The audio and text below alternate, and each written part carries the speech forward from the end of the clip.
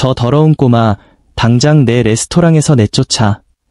고급 양복을 차려입은 남자의 목소리가 연회장 뒷문을 가르며 날카롭게 울렸다. 모두가 샴페인 잔을 들고 웃고 있는 그 화려한 밤, 그 한마디는 공기마저 얼어붙게 만들었다. 한 아이가 웅크리고 있었다. 맨발, 찢어진 옷, 그리고 더럽혀진 얼굴. 하지만 바로 그 순간 성호의 눈에 번뜩이는 아이디어가 스쳤다. 잠깐, 그거지 꼬마 다시 데려와. 섭외했던 피아니스트가 교통사고로 불참하자 그는 아이를 무대로 밀어넣었다. 웃음거리로, 그 자리에 모인 대한민국의 권력자들을 위한 오락물로. 아이는 아무것도 모른 채 반짝이는 조명 아래 앉혀졌다. 신사숙녀 여러분, 지연을 사과드립니다. 대신 아주 특별한 연주자를 소개합니다. 조롱의 웃음소리가 터져나왔다. 핸드폰 카메라가 아이의 얼굴을 비추고 성호는 만족스럽게 중얼거렸다. 쳐봐, 뭔가 재밌는 거라도 보여줘. 그리고 아이가 눈을 감고 건반에 손을 얹는 순간 설명할 수 없는 기적이 시작되었다. 김아주는 10살이었다. 이름을 불러주는 사람은 없었고 그는 대부분 거짓 꼬마 혹은 적이 있는 더러운 애로 불렸다. 서울 강남 한복판 고급 레스토랑 뒷골목에서 그는 마치 유령처럼 살아가고 있었다. 사람들은 그를 보지 않으려 했고 보더라도 곧 외면했다. 하지만 그에게는 매일 밤 찾아오는 특별한 장소가 있었다. 골든 서울의 뒷문, 그 안에서 흘러나오는 피아노 선율은 하준이 하루를 버티게 만드는 유일한 이유였다. 그의 부모는 음악을 사랑했다. 아버지 영철은 공장에서 일하면서도 퇴근 후 낡은 피아노 앞에 앉아 굳은 살 박힌 손가락으로 연주하곤 했다. 음악은 우리가 가진 유일한 재산이야, 영철은 자주 말하곤 했다. 어머니 은정은 따뜻한 목소리로 노래를 불렀고 그 노래는 하준의 자장가이자 아침을 여는 알람이었다. 하지만 그 모든 건 버스 사고로 산산이 깨졌다. 부모를 잃은 그날, 하준은 고아원에 보내졌다. 그곳에서 아이들은 서로를 착취했고 어른들은 아이들을 물건처럼 다루었다. 하준이 한번 고아원 피아노에 손을 대자 관리인은 그의 손등을 회초리로 내리치며 외쳤다. 더러운 손으로 건반을 만지지 마. 그 이후로 하준은 상상 속에서만 피아노를 연주했다. 이불 속, 눈을 감고 떠올린 건반 위에서 그는 부모와 다시 만났다. 그리고 결국 그는 고아원 담장을 넘어 탈출했다. 차라리 거리에 사는 것이 낫다고 생각했다. 그렇게 시작된 거리의 삶은 냉혹했다. 하지만 골든 서울 뒷문은 달랐다. 그곳의 음악은 다시 살아갈 용기를 줬다. 비 오는 날, 그는 벽에 기대어 빗물과 함께 음악을 들었다. 누구도 관심 갖지 않았지만 그에게는 그 선율이 부모님의 숨결 같았다. 그날 밤, 하준은 여느 때처럼 조용히 구석에 앉아 음악을 듣고 있었다. 그러다 성호의 시선에 걸렸다. 매끄러운 수트를 입고 연회장을 총괄하던 성호는 그를 향해 손가락질하며 소리쳤다. 너! 항상 여기서 기웃거리던 꼬마. 피아노 칠 줄 아니? 하준의 심장이 두근거렸다. 그는 망설였다. 도망칠까? 그러나 이미 늦었다. 성호가 어깨를 움켜잡았고 차가운 손길이 그의 몸을 밀어 올렸다. 대답해. 연주할 수 있어. 하준은 조용히 고개를 끄덕였다. 그의 눈 속에는 공포와 함께 희미한 희망이 번졌다. 어쩌면, 아주 어쩌면 이 순간이 모든 걸 바꿀 수 있을지도 몰랐다. 하준은 화려한 연회장으로 끌려 들어갔다. 천장에 크리스탈 샹들리에가 빛나고 흰 난초가 장식된 테이블 위에서 고급 샴페인이 반짝였다. 그 속에서 맨발에 찢어진 옷을 입은 10살짜리 꼬마는 존재 자체가 불협화음이었다. 사람들의 시선이 일제히 하준에게 향했다. 어떤 이는 술잔을 들다 말고 조롱 섞인 웃음을 터뜨렸고 또 다른 이는 핸드폰을 꺼내 영상을 찍기 시작했다. 카메라 플래시가 터지자 하준은 눈을 질끈 감았다. 신사숙녀 여러분, 오늘 밤 아주 특별한 손님을 모셨습니다. 성호는 능청스럽게 소개했다. 거리에서 온 작은 예술가죠. 자, 모두 큰 박수를. 박수 소리 대신 얕은 웃음과 수근거림이 퍼졌다. 이건 너무한 거 아니에요. 한 여성이 진주 목걸이를 만지작거리며 옆 사람에게 속삭였다. 저 아이 냄새가 여기까지 나는 것 같아요. 그녀의 말은 조용했지만 말 속에 담긴 편견은 날카로웠다. 베토벤이라도 되길 바라시나요? 한 중년 남성이 비웃으며 외쳤고 그에 따라 또 다른 웃음이 터졌다. 하주는 모든 소리를 들었다. 거리를 살아남기 위해 그의 귀는 누구보다 민감했고 그 모든 조롱이 그의 가슴에 작은 칼처럼 박혔다. 성우는 피아노 옆을 돌며 말했다. 뭐라도 쳐봐. 우리 손님들에게 큰 웃음을 선사해봐. 쳐봐. 거짓 꼬마야. 하주는 억지로 의자에 앉혀졌다. 그의 손가락이 떨렸고 눈앞의 스타이네이 그랜드 피아노는 마치 그를 삼킬 듯 거대하게 느껴졌다. 웨이터 중 한 명이 조용히 속삭였다. 저 아이, 예전에 뒷문에서 남은 음식 주워 가던 애야. 누군가는 안타까워했고 누군가는 외면했다. 그 누구도 나서지 않았다. 그 순간 하주는 깊게 숨을 들이마셨다. 마음속 깊이 묻어두었던 아버지의 목소리가 들렸다. 두려워하지 마, 아들아. 내 손가락이 건반에 닿는 순간 너는 더 이상 혼자가 아니야. 그 말은 바람처럼 그의 귓가를 스쳤고 가슴 한복판에 불을 지폈다. 건반에 손을 얹는 그 순간까지도 사람들은 여전히 웃고 있었다. 그를 절망 속으로 몰아넣는 웃음이었다. 하지만 그의 손끝이 첫음을 눌렀을 때 모든 것이 달라지기 시작했다. 그 첫음은 공기를 갈랐다. 깊고 맑고 서늘했다. 그 소리에 사람들이 술잔을 멈추었고 웃음은 서서히 사라졌다. 하준의 두 번째 음이 이어졌을 때 연회장은 숨조차 멈춘 듯 고요해졌다. 그건 단순한 피아노 소리가 아니었다. 그것은 한 아이의 기억이었다. 그리움이었다. 사랑이었다. 그리고 진실이었다. 사람들의 표정이 변해갔다. 한 CEO는 조용히 눈물을 훔쳤고 한 재벌 상속녀는 먼 하늘을 응시하며 중얼거렸다.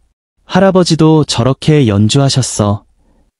성우는 처음엔 믿을 수 없다는 표정이었다. 그리고 곧 그의 얼굴이 창백하게 질려갔다. 이건 웃음거리가 아니었다. 오히려 그들의 가면을 찢어내는 거울이었다. 연주가 끝났을 때 연회장은 정적에 휩싸였다. 그리고 누군가 조심스럽게 박수를 쳤다.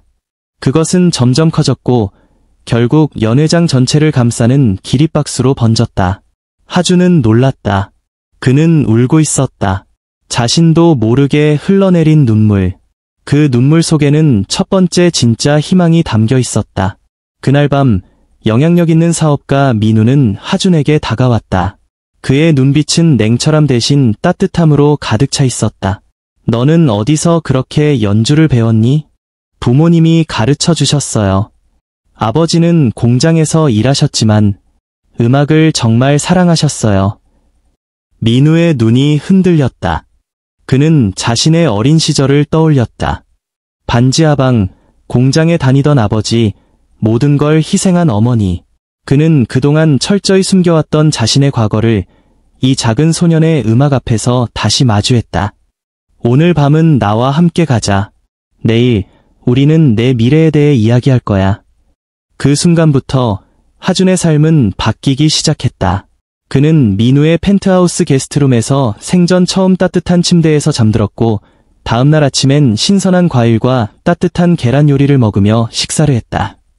하지만 변화는 언제나 순탄하지 않았다.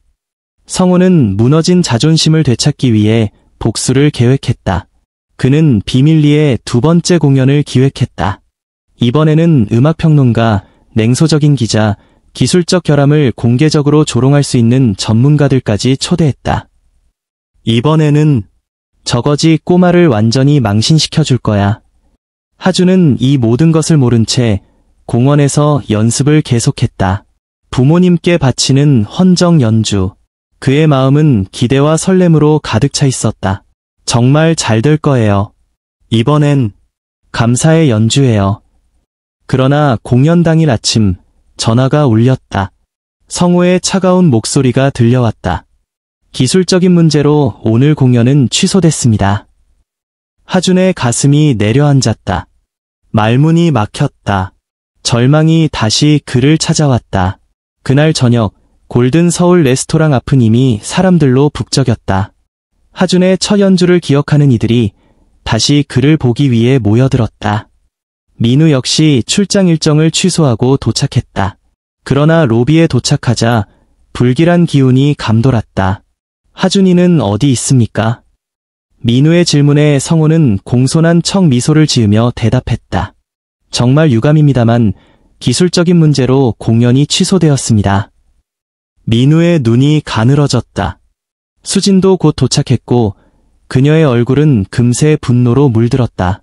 당신이 무슨 짓을 한 거예요? 그때 레스토랑 입구에서 한 목소리가 울렸다. 거짓말이에요.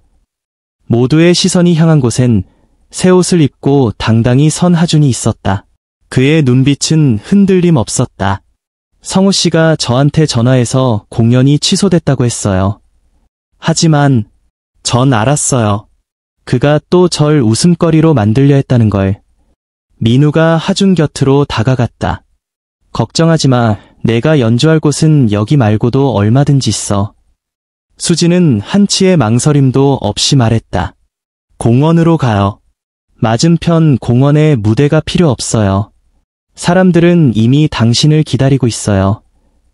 그 말에 사람들은 움직이기 시작했다. 양복과 드레스를 입은 VIP들이 하나둘 레스토랑을 떠났다. 성우는 공황에 빠졌다. 잠깐만요.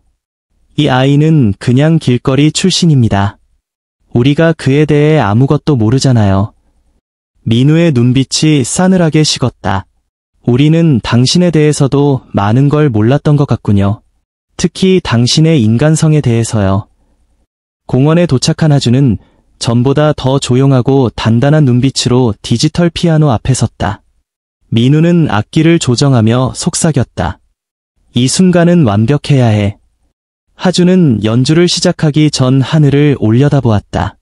별빛 하나 보이지 않는 서울의 밤하늘. 하지만 그는 느낄 수 있었다. 부모님의 존재를. 보고 계시죠? 오늘은 여러분을 위해 연주할게요. 그리고 첫 음이 울렸다. 고요한 공원 한복판에서 그것은 마치 하늘을 가르는 진실의 종소리처럼 울려 퍼졌다. 하준이 작곡한 곡이었다.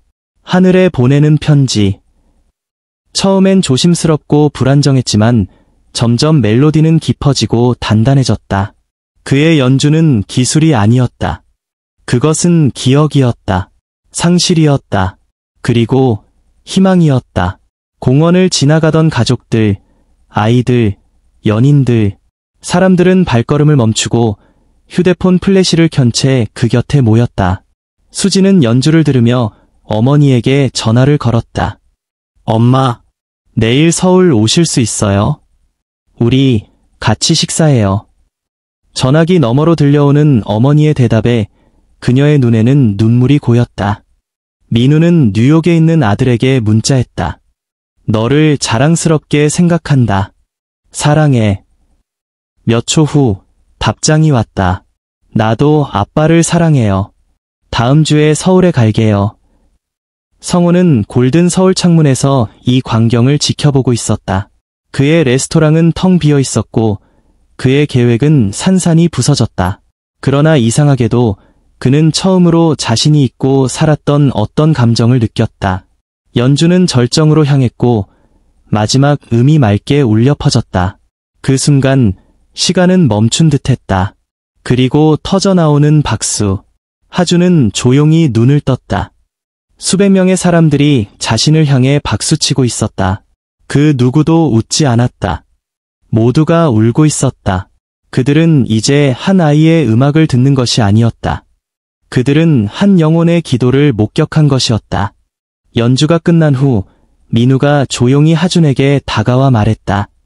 내가 무슨 일을 했는지 알겠니, 하준아? 하준은 고개를 저었다. 그는 그저 연주했을 뿐이다. 부모님을 위해, 자신을 위해. 민우는 미소 지으며 말했다. 너는 사람들에게 가장 중요한 것을 상기시켜줬어. 가족, 사랑, 용서의 가치 말이야.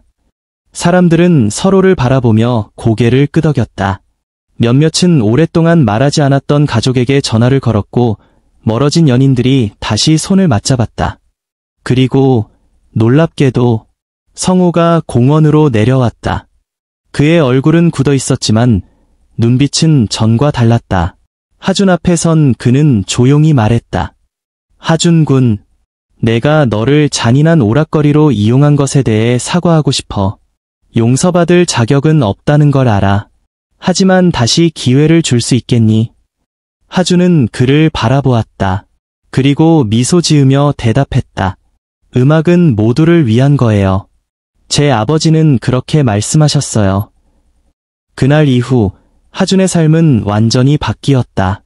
민우는 약속을 지켰고 최고의 음악 교사들이 하준을 가르쳤다.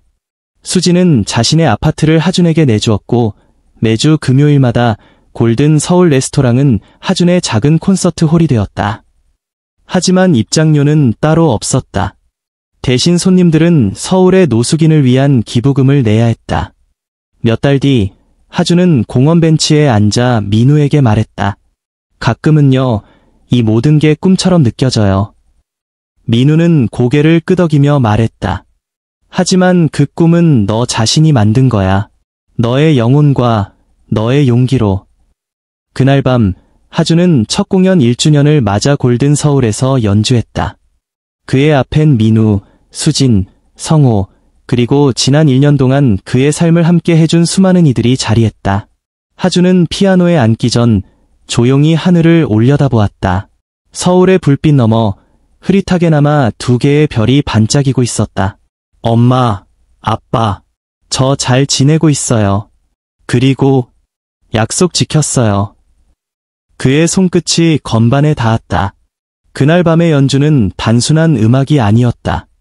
그것은 하나의 영혼이 다른 영혼에게 건네는 사랑의 선물이었다.